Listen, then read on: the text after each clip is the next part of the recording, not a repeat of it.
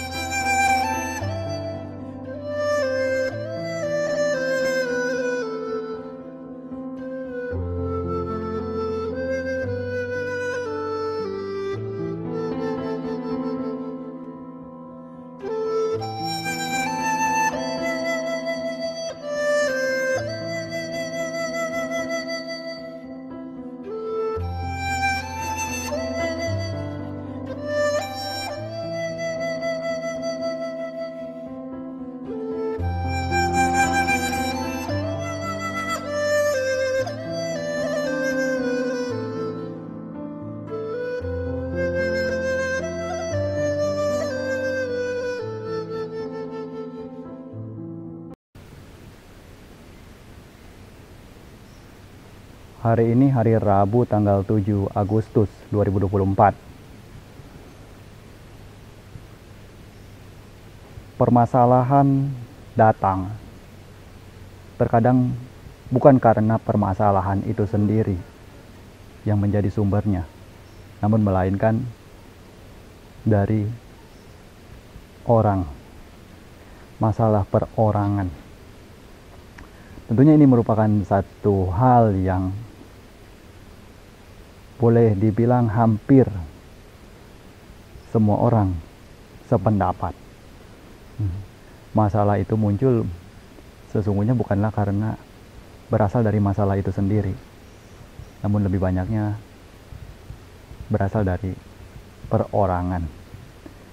Setiap organisasi, setiap perusahaan, departemen manapun tentunya kebanyakan akan mengalami hal yang demikian. Dalam hal ini ingin berbagi kepada para Buddha Mamaka mengenai satu pelajaran yang kiranya penting bagi kita semua untuk mengetahuinya dan belajar bersama, terutama dalam hal menerima kesalahan, yang mana sebagai manusia tentunya merupakan hal yang lumrah untuk melakukan kesalahan, entah kesalahan kecil maupun kesalahan yang besar, baik kesalahan yang dapat ditolerir maupun yang tidak dapat lagi dimaafkan. Tentunya ini merupakan hal yang sudah banyak kita temui di dalam kehidupan sebagai manusia. Di sini yang mana diri sendiri juga terkadang tidak luput dari kesalahan-kesalahan tertentu. Makanya ingin berbagi. Lalu bagaimana cara kita dalam menyikapinya? ketika diri kitalah yang sesungguhnya melakukan kesalahan itu? Tentu jawabannya adalah bertanggung jawab. Tidak ada jawaban lain, yaitu bertanggung jawab. Bertanggung jawab dan berusaha untuk memperbaikinya selagi masih dapat diperbaiki. Nah, ini merupakan hal yang mana perlu untuk digarisbawahi. Nah, karena dalam kehidupan kita, umumnya ketika siapapun melakukan kesalahan, orang lain yang mungkin ada di posisi dirugikan juga akan mengharapkan pertanggungjawaban dari orang yang melakukannya tersebut. Sekalipun tidak harus dalam hal berupa bentuk ganti rugi yang sepadan, juga setidaknya permintaan maaf dengan tulus dan mengakui segalanya serta berusaha untuk memperbaiki diri, ini sudah merupakan apa yang dapat diterima. Di sini ingin berbagi terkadang mengenai cara meminta maaf, yang mana setiap manusia tentunya memiliki ego yang sudah tertanam di dalam diri, yang membuat sama sekali tidak dapat untuk menerima jika diri sendiri memiliki kesalahan, atau katakanlah sebagai bentuk proteksi diri, sekalipun diri sendiri berada di posisi yang tidak benar. Jadi dalam hal meminta maaf, sesungguhnya hal yang perlu diperhatikan adalah berusahalah untuk menggunakan kata-kata atau kalimat yang sesederhana mungkin yang dapat dimengerti. Atau bicara mudahnya, ketika kalimat itu disampaikan, anak yang masih TK pun itu dapat memahaminya. Itu berupa permohonan maaf. Nah, ini sudah cukup. Ini jauh lebih baik dibandingkan dengan harus merangkai kata-kata yang resmi atau yang sedemikian rupa dalam menyatakan permohonan maaf.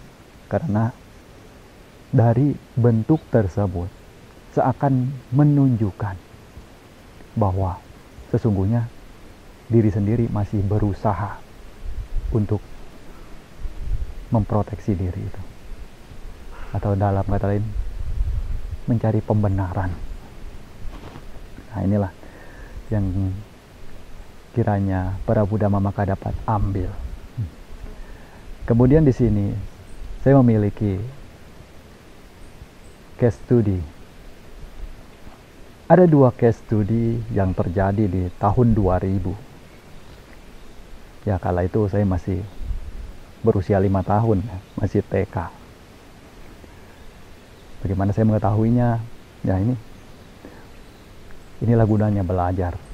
Jadi dapat mengetahuinya.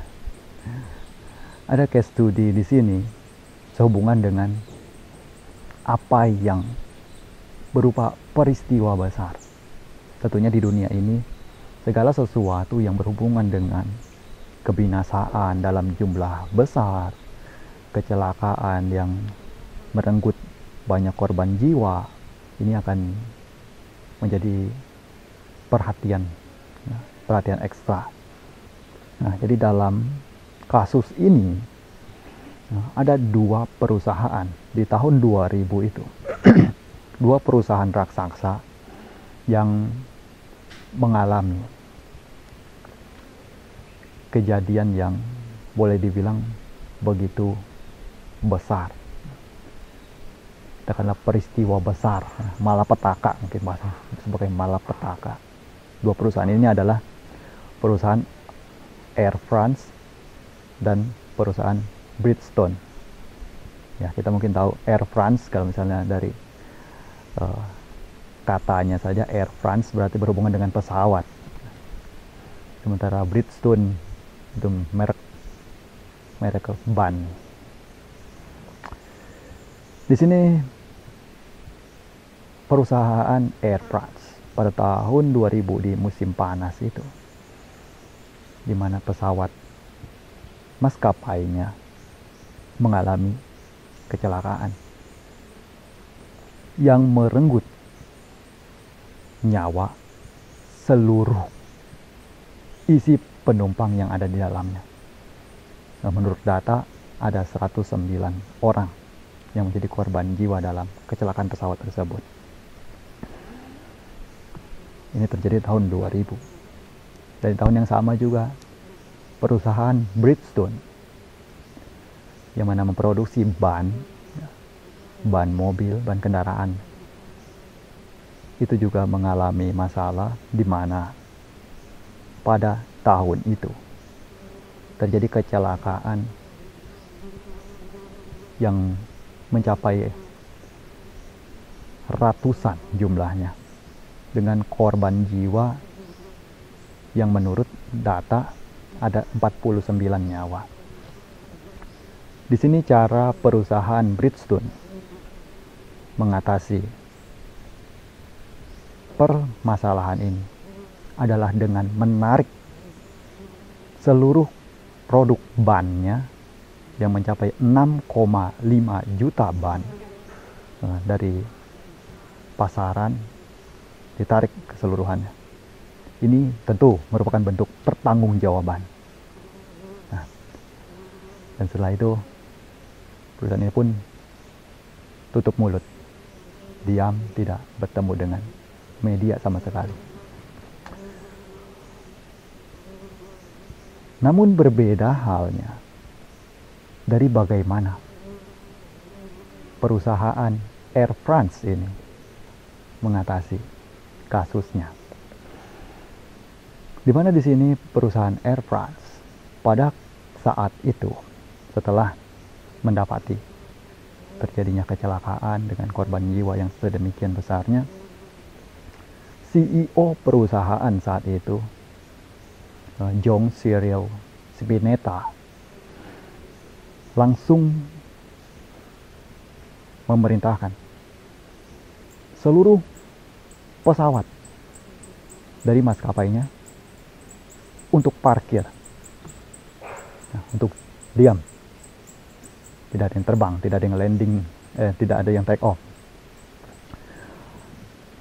semuanya parkir dalam keadaan diam. Lalu pergi langsung menuju ke lokasi tempat kejadian kecelakaan itu terjadi. Di sana langsung berhadapan dengan media, berbicara di depan media, memberikan ungkapan turut berbelasungkawa atas kecelakaan yang terjadi tersebut untuk para keluarga korban yang menjadi korban di dalam kecelakaan itu. Kemudian ikut bersama-sama menyaksikan pemakaman para korban. Lalu mengatakan atas kesalahannya, kekecewaannya dalam hal tersebut, dan berusaha untuk bagaimana caranya maskapai Air France ini akan memperbaiki agar kecelakaan yang demikian tidak sampai terjadi lagi di masa mendatang, dan lebih menjamin soal keamanan transportasi udara.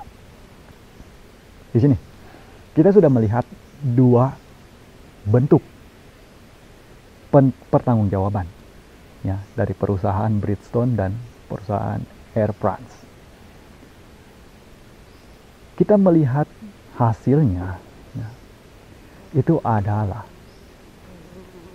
yang mana perusahaan Bridgestone setelah menarik seluruh ban-ban yang beredar di pasaran, lalu menutup mulut, tidak bersedia untuk menemui awak media, dalam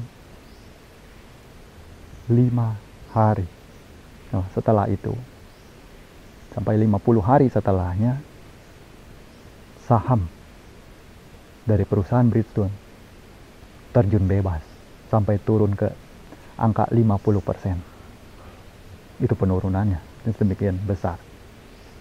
Namun berbeda halnya dengan perusahaan Air France yang mana 3 hari pasca terjadinya kecelakaan itu menurun hanya sampai ke angka 5%. Dan setelah dari sana perlahan-lahan naik terus menerus.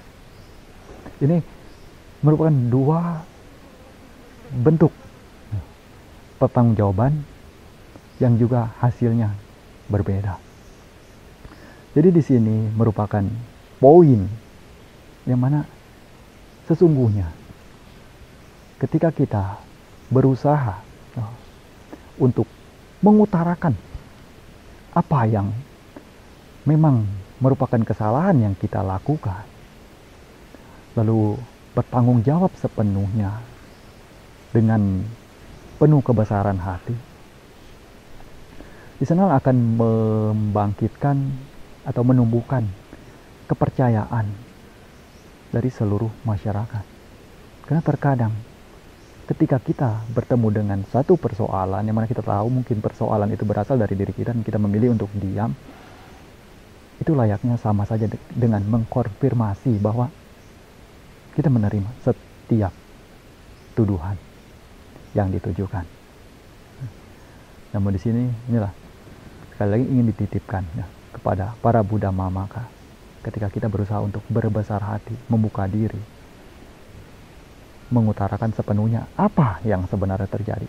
Ya, dalam tanda kutip ya, digaris bawahi bahwa yang sebenarnya, ya, keadaan yang sebenarnya itu dikatakan, maka itulah berita-berita berikutnya yang akan datang sudah dapat dipastikan bahwa adalah berita yang baik, karena kita sudah mengatasi sedari awal. Dalam artian sudah berusaha untuk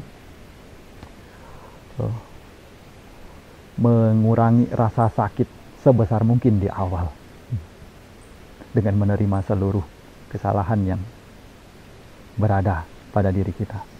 Inilah terkadang kebesaran ya, dalam keterbukaan itu, dalam menerima kesalahan, ini yang sangat dibutuhkan.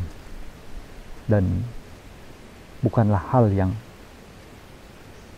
memalukan atau bukanlah hal yang mana tidak berguna atau meruntuhkan, melainkan kita dapat belajar dari bagaimana perusahaan Air France itu dari mengubah suatu hal yang boleh dibilang akan menjadi malapetaka menjadi satu peluang untuk semakin menanjak. Ini kita tarik ke dalam dhamma ajaran Sang Buddha. Mungkin kita bisa melihat dari bagaimana kehidupan di zaman Sang Buddha yang ketika para biku masih berpergian di dalam masa musim penghujan, karena pada saat itu Sang Buddha belum menetapkan adanya masa wasa untuk para biku tinggal berdiam di satu tempat selama melewati masa musim penghujan. Nah, para penduduk umat awam, khususnya sebagian besar petani yang mana mulai menanam di musim penghujan, merasa dirugikan karena pada saat itu para biku terus berkeliaran pergi ke sana kemari sehingga menginjak tanaman-tanamannya yang baru saja mungkin mulai tumbuh melewati tanah, nah, terinjak-injak, banyak yang mati, dan ya tentunya merugi. Kemudian mencela para biku, sampai celaan itu pun sampai ke telinga Sang Buddha. Mengapa siswa Sang Buddha masih terus berpergian sepanjang musim? Bahkan burung-burung saja tahu kapan waktunya untuk membuat sarang untuk tinggal di saat musim penghujan akan tiba. Tapi biku, siswa atau putra Sang Tathagata, putra Sang Buddha, tidak tahu kapan waktunya untuk berdiam, kapan waktunya untuk berpergian. Ini sampai ke telinga Sang Buddha. Dan akhirnya Sang Buddha pun menerima itu semua, memanggil seluruh bhikkhu sangha, mengadakan rapat untuk mencari jalan keluar, bagaimana mengatasi persoalan yang ada. Dan ditetapkanlah masa wasa. Akhirnya para bhikkhu berdiam dan lihat. Ini juga bentuk dari Sang Buddha menerima apa yang menjadi satu kekurangan untuk menghasilkan sebuah manfaat yang begitu besar. Sekarang dengan adanya ditetapkan masa wasa, tentunya sudah dapat diketahui betapa besar manfaatnya. Jikalau Sang Buddha tidak menetapkan adanya masa wasa untuk para bhikkhu berdiam di satu tempat, mungkin Buddha Sasana tidak akan seindah ini, tidak akan memberikan manfaat yang lebih besar daripada yang saat ini kita dapat rasakan. Lalu ada lagi satu kasus di mana pada saat itu musim penghujan juga, Nona Wisaka pada saat itu ingin mendanakan sesuatu, ya, mungkin berupa minuman atau obat-obatan, ya, kepada para bhikkhu. Namun ketika menyuruh pelayannya pergi ke wihara, di sana yang terjadi adalah pelayannya menemukan para bhikkhu yang sedang mandi hujan. Dalam musim penghujan, air di sana juga umumnya sulit, namun di saat hujan jadi para bhikkhu mandi. Dan pada saat itu tuh mandi dalam keadaan tidak pakai sehelai kain pun. Jadi sudah dapat dipastikan ini seperti apa pemandangannya. Lalu balik lagi ke rumah Nona Wisaka, mengatakan kepada Nona Wisaka kalau di wihara tidak ada bhikkhu. Yang ada adalah para pertapa telanjang sedang mandi di dalam wihara. Lalu Nona Wisaka pun mendapati kabar demikian bahwa di wihara tidak ada bhikkhu, bagaimana? Karena biasanya para bhikkhu tinggal di sana tidak pernah ada yang keluar atau dalam jumlah besar selalu di sana. Tapi mengapa pelayannya bilang tidak ada? Lalu kembali lagi melihat ini para bhikhunya juga sudah selesai mandi, sudah dalam keadaan sebagai bhikkhu. Dan setelah itu baru melaporkan apa yang pelayannya lihat kepada Sang Buddha. Kiranya tidaklah pantas seorang bhikkhu mandi di tempat terbuka dalam keadaan tanpa menggunakan sehelai kain pun. Makanya Nona Wisaka memohon kepada Sang Buddha agar Sang Buddha menetapkan atau memperbolehkan para bhikkhu untuk mencari kain mandi musim hujan, untuk digunakan pada saat mandi selama musim hujan. Lalu Sang Buddha pun izinkan. Dengan diizinkannya oleh Sang Buddha, di sana juga Nona Wisaka langsung menjadi sponsor mendanakan kain mandi. Nah, ini juga budaya yang sampai saat ini di Thailand pun diterapkan. Kayak pada saat menjelang masa wasa umumnya banyak para Buddha Mamaka, upasaka, upasika itu datang ke wihara untuk mendanakan kain mandi musim hujan. Ini merupakan malah jadi keuntungan. Yang mana kain mandi itu juga dapat digunakan setelahnya, karena jangka waktu yang Sang Buddha tetapkan 4 bulan.